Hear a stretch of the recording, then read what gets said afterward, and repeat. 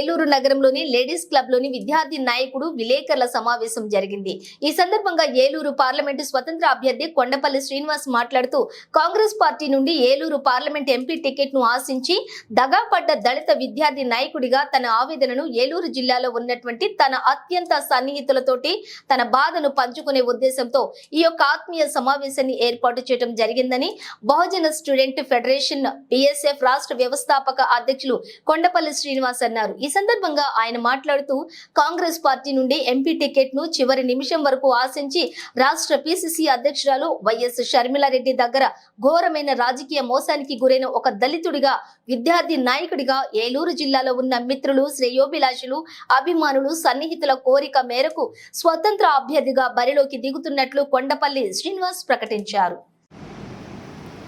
నా పేరు కొండపల్లి శ్రీనివాస్. నాది ఇదే ఏలూరు జిల్లా టీ నరసాపురం మండలం, పోలవరం నియోజకవర్గం, టీ నరసాపురం మండలం, వెంకటాపురం గ్రామవాసిని. నేను చిన్న సన్నకారు రైతు కుటుంబంలో జన్మించినటువంటి ఒక రైతు బిడ్డను, ఒక విద్యార్థి నాయకుడిని. ఆంధ్ర యూనివర్సిటీలో పీజీ పిహెచ్డి చేసి, పొలిటికల్ సైన్స్ అండ్ పబ్లిక్ అడ్మినిస్ట్రేషన్లో పీజీ పిహెచ్డి చేసి విద్యార్థిగా కొనసాగుతున్న కాలంలోనే సమాజం పట్ల బాధ్యత గుర్తెరిగి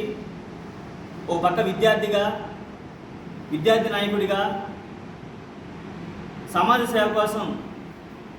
సంఘ సేవ కార్యక్రమాలు నిర్వహించి ఎన్నో రకాలైనటువంటి సంఘ సేవ కార్యక్రమాలు నిర్వహించి ప్రజలకి విద్యార్థి దశ నుండే సేవలు అందిస్తున్నాను. ఆంధ్ర యూనివర్సిటీ నుండి మొదలుకొని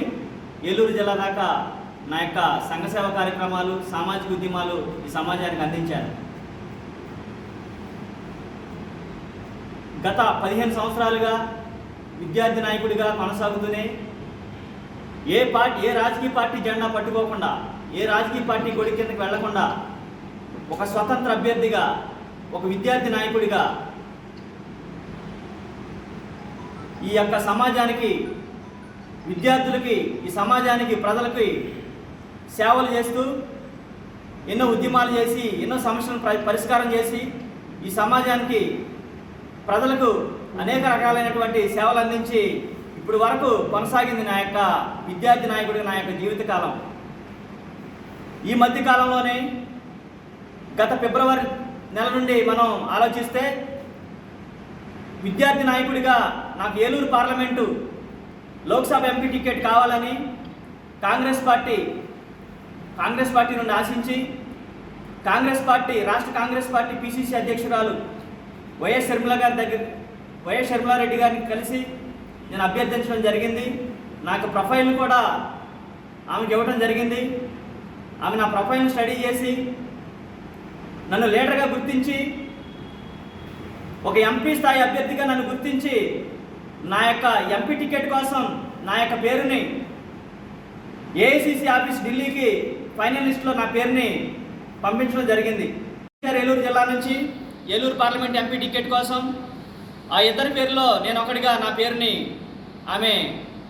ఢిల్లీ ఏఐసిసి కార్యాలయానికి పంపించడం జరిగింది. చివరి నిమిషం వరకు, మొన్న గత వారం రోజుల ముందుగా ఫైనల్ లిస్ట్ కూడా వచ్చింది. చివరి నిమిషం వరకు ఎంపీ టికెట్ వస్తుందని ఆశించి ఒక విద్యార్థి నాయకుడిగా, ఒక సామాన్య చిన్న సన్నకారు రైతు బిడ్డగా, ఒక సామాన్య కుటుంబంలో ఒక సామాన్యుడిగా, ఒక విద్యార్థి నాయకుడిగా ఎంపీ టికెట్ వస్తుందని ఈ సమాజానికి ఎంపీనైతే చట్టసభల్లోకి అడుగుపెట్టి ప్రభుత్వ సహకారంతో ఏలూరు జిల్లాని అన్ని రంగాల్లో మరింత అభివృద్ధి చేయడానికి దోహదపడుతుందని నమ్మి ఆశించి చివరి నిమిషం వరకు కాంగ్రెస్ పార్టీ నుంచి ఎంపీ టికెట్ని ఆశించి వైఎస్ షర్మిలారెడ్డి గారిని పూర్తిగా నమ్మి ఈరోజు రాజకీయ మోసానికి, ఘోరమైన రాజకీయ మోసానికి ఈ యొక్క దళితుడు, ఈ యొక్క ఆంధ్ర యూనివర్సిటీ విద్యార్థి నాయకుడు ఘోరమైన మోసానికి వైఎస్ షర్మిలారెడ్డి గారి దగ్గర మోసపోవడం జరిగింది. ఆమె కాంగ్రెస్ పార్టీలో పిసిసి అధ్యక్షురాలుగా వచ్చి ఎమ్మెల్యే టికెట్లను, ఎంపీ టికెట్లను ఒక రాజకీయ వ్యాపారిగా మారి ఈరోజు మార్కెట్లో సంతలో కూరగాయలు నమ్మినట్టు ఎమ్మెల్యే, ఎంపీ టికెట్లను నమ్మేసి నాలాంటి వ్యక్తికి నేను ఎమ్మెల్యేకి, ఎంపీ కూడా అప్లికేషన్ పెట్టుకున్నాను. గత ఫిబ్రవరి 27న రాష్ట్ర కాంగ్రెస్ పార్టీ కార్యాలయానికి విజయవాడకి ఇంటర్వ్యూకి వెళ్ళినప్పుడు ఆమె పిలిపించినప్పుడు ఇంటర్వ్యూకి వెళ్ళినప్పుడు ఎమ్మెల్యే ఎంపీకి పెట్టావు కాబట్టి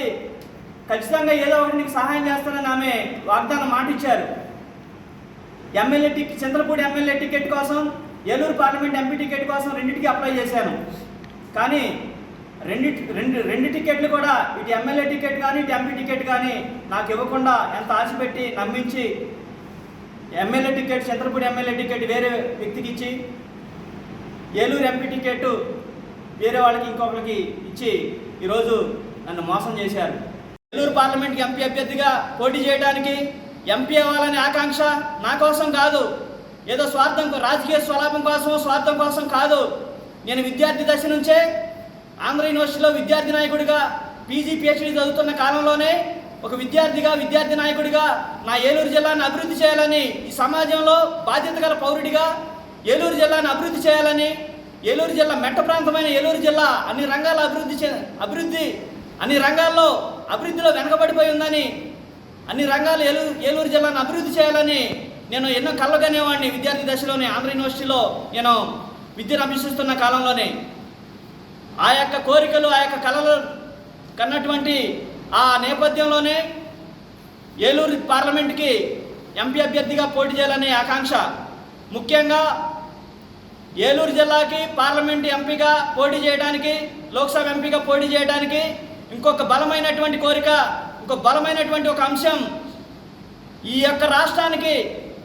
అన్నదాతగా పిలువబడుతున్నటువంటి, ఈ రాష్ట్రానికి ఒక గుండె చప్పుడు అన్నదాతగా పిలువబడుతున్నటువంటి జాతీయ పోలవరం ప్రాజెక్టు జాతీయ ప్రాజెక్టుని ఇంకా నిర్మాణం పూర్తి కాలేదని, ఆ ప్రాజెక్టు పూర్తయితే ఈ రాష్ట్రంలో ఒక రైతు బిడ్డగా, ఒక చిన్న సన్నకారు రైతు బిడ్డగా ఆ యొక్క ప్రాజెక్టు పూర్తయితే ఈ రాష్ట్రంలో ఉన్నటువంటి సుమారు 20 లక్షల ఎకరాలకి, సుమారు 14 నుంచి 20 లక్షల ఎకరాలకి నీరు అందుతుందని, ఈ రాష్ట్రం సస్యశ్యామలం అవుతుందని, ముఖ్యంగా ఏలూరు జిల్లా మెట్ట ప్రాంతమైనటువంటి ఏలూరు జిల్లా ఎటువంటి ప్రాజెక్టులు లేనటువంటి ఎటువంటి నీటి సౌకర్యాలు, ఎటువంటి సహజ వనరులు లేనటువంటి ఏలూరు జిల్లా పోలవరం ప్రాజెక్టు పూర్తయితే వ్యవసాయ పరంగా అభివృద్ధి చెందుతుందని, అలాగే ఈ రాష్ట్రం కూడా దాదాపు 20 లక్షల ఎకరాలకు నీరంది ఈ రాష్ట్రం కూడా సస్యశ్యామలం అవుతుందని ఆశించి నా యొక్క బలమైన ఆకాంక్ష, నేను ఏలూరు జిల్లాని అన్ని రంగాల్లో అభివృద్ధి చేయాలని కోరిక ఒక ఎత్తు అయితే, ముఖ్యంగా పోలవరం ప్రాజెక్టు నిర్మాణాన్ని పూర్తి చేయడం కోసం, పోలవరం ప్రాజెక్టు నిర్మాణాన్ని సాధించడం కోసం అన్నదాతల యొక్క ఆర్తనాదాలని అర్థం చేసుకొని ఈ యొక్క జిల్లా పరిస్థితులను, ఈ యొక్క రాష్ట్ర పరిస్థితులను నేను అవగాహన చేసుకొని ఈరోజు పోలవరం ప్రాజెక్టుని సాధించాలనేటువంటి బలమైనటువంటి ఆకాంక్షతో ఏలూరు పార్లమెంట్ ఎంపీగా పోటీ చేయడానికి కారణమని నేను తెలియజేసుకుంటున్నాను. ముందుగా మా ఆహ్వానాన్ని మన్నించి ఇక్కడికి విచ్చేసినటువంటి ప్రింట్ అండ్ ఎలక్ట్రానిక్ మీడియా నా రక్త సంబంధికులందరికీ కూడా హృదయపూర్వక విప్లవ ఉద్యమ జైభీములు తెలియజేస్తున్నా. దగాపడ్డ దళిత విద్యార్థి అంటే విద్యార్థినే కాదు, ఈ సమాజంలో స్వాతంత్రం వచ్చి ఇన్ని సంవత్సరాలు గడిచినప్పటికీ కూడా అన్ని రంగాల్లో కూడా దళితులు దగా పడుతూనే ఉన్నారు. దానికి పాలకులుగా ఉన్నటువంటి వారి యొక్క మనసులో ఏమనుకుంటారో తెలియదు, కానీ జెండాలు మోసే కార్యకర్తలు దళితులుగా ఉంటారు. ఏదైనా కొట్లాట జరిగేటప్పుడు దళితులు ముందుంటారు. ఏదైనా కార్యక్రమాన్ని భుజానికి ఎత్తుకునేటప్పుడు దళితులు ముందుంటారు. కానీ డాక్టర్ బాబాసాహెబ్ అంబేద్కర్ గారు కాంక్షించినటువంటి political power is a master key అనే ఒక మాస్టర్ కీని తెరిచేటప్పుడు మాత్రం ఈ మనువాదులుగా, ఈ పాలకులుగా ఉన్నటువంటి ఆధిపత్య కుల అహంకారులకు మాత్రం దళితులు అంటే ఎప్పుడు చిన్న చూపు. దీన్ని ఎందుకని చెప్తున్నామంటే, గతంలో ఒక ఐఆర్ఎస్ ఆఫీసర్ ఏలూరులో ఈ కాంగ్రెస్ పార్టీని బలోపేతం చేయడం కోసం, కాంగ్రెస్ పార్టీ కోసం కష్టపడుతున్న క్రమంలో ఏలూరు విచ్చేసినటువంటి షర్మిలారెడ్డి మరి పాత బస్టాండ్ అంబేద్కర్ విగ్రహం దగ్గర దండ వేయకుండా మా దళితుల్ని మోసం చేసింది. అంటే ఈ యొక్క ప్రపంచ మేధావి కాన్స్టిట్యూషనల్ ఆఫ్ లా భారత రాజ్యాంగ నిర్మాతకి దండ వేసే స్థితిలో కూడా నువ్వు లేవంటే దళితులు ఎందుకని కాంగ్రెస్ పార్టీని పైకి తీసుకెళ్ళాలి అని చెప్పి ఈ సందర్భంగా నేను క్వశ్చన్ చేస్తున్నాను. ఏదేమైనప్పటికీ కూడా దళితులు కావచ్చు, బీసీలు కావచ్చు, ముస్లిం మైనార్టీలు కావచ్చు, గిరిజనులు కావచ్చు, ఇతర పేదవారు ఎవరైనా కానీ ఒక్కసారి స్వతంత్ర అభ్యర్థిగా పోటీ చేస్తున్నటువంటి మా మిత్రుడు పిహెచ్డి చేసినటువంటి ఉన్నత విద్యావంతుడు మరి కొండపల్లి శ్రీనివాస్ గారికి ఒక్కసారి మీరు ఎమ్మెల్యేగా ఎవరికైనా ఓటేసుకోండి, కానీ ఎంపీగా మాత్రం ఇతనికి ఓటేసి గెలిపించి చట్టసభల్లో మన జిల్లా వాసిగా ఉన్నటువంటి ఒక దళితుడిని గనక మన స్వతంత్ర అభ్యర్థిగా నిలబెట్టుకోగలిగితే ఖచ్చితంగా మన యొక్క హక్కుల కోసం, మనకు రావాల్సినటువంటి రాయితీల కోసం, పథకాల కోసం మనం పోరాటం చేసే నాయకుడిగా ఇతను తయారవుతాడని, అట్లా చేయని పక్షంలో మనమే ఇతను నిలదీయవచ్చు. ఎందుకంటే ఇతను ఓటుకి డబ్బు ఇవ్వడం, కానీ ఓటు వేసిన ప్రతి ఒక్కరికి కూడా జవాబుదారీతనంగా మాత్రం ఉంటాడని, అందుకోసమే మేము మద్దతుదారులుగా ఇక్కడ కూర్చున్నామని తెలియజేసుకుంటూ జై భీమ్, జై భారత్.